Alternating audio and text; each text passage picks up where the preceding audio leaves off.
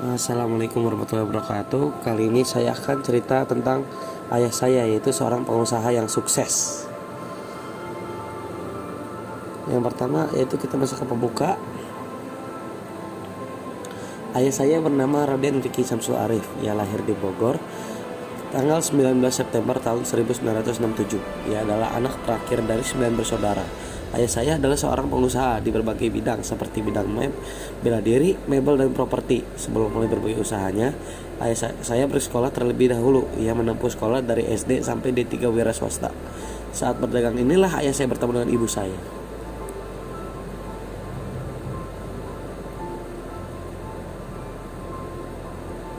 Usaha-usahanya, ini ada beberapa usahanya. Usaha pertama kali saya jalankan adalah usaha mebel jati bernama Sandra. Berasal dari nama kakak sepupu saya. Usaha mebel ini dikerjakan oleh ayah saya dan kakak sepupu ayah saya yang biasa saya panggil dengan sebutan Bude. Ayah saya mempromosikan usaha ini dengan pembicaraan mulut ke mulut dan advertising di papan iklan.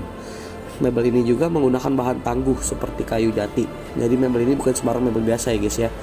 Kualitasnya juga tidak diragukan. Berkat promosi yang gigih dan kualitas yang tidak diragukan, mebel Sandra telah menyebar dan diekspor hingga ke mancanegara, mulai dari Singapura, Hong Kong, Saudi Arabia, bahkan sampai negara-negara Eropa seperti Prancis dan Italia.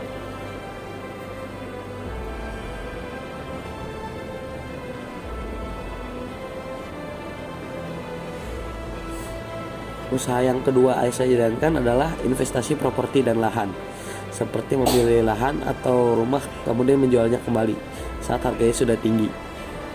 Properti tersebut juga bisa dikontrakkan.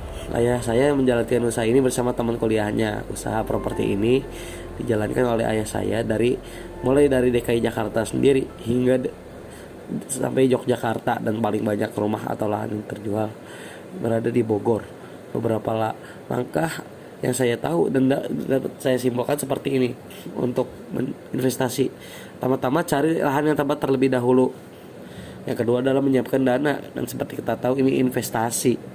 Langkah ketiga adalah ke notaris untuk menyetujui KPR, yaitu kepemilikan properti. Dan langkah terakhirnya adalah untuk menunggu atau menggunakan properti tersebut dan tunggu agar harga tanah di tempat tersebut melonjak. Kemudian jual properti tersebut.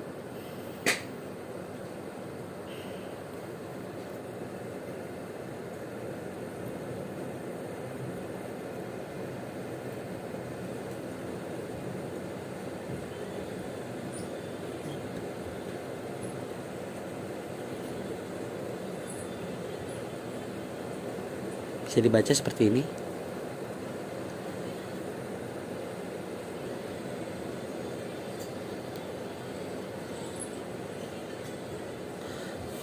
Usaha yang terakhir adalah Padepokan Silat Gerak Saka. Usaha ini ayah saya jalankan bersama teman-temannya dan diberikan ke salah satu temannya. Dalam usaha ini, ayah saya menjadi guru silat Gerak Saka. Untuk Gerak Saka tersendiri adalah aliran silat yang berasal dari Sunda. Saka tersendiri adalah kata Sunda yang artinya sesuka hati. Jadi gerakan silat ini sesuka hati dan diutamakan adalah menggunakan perasaan. Dan hanya silat ini juga memiliki satu jurus pamungkas, yaitu bertahan sampai menyerang. Sekian, terima kasih.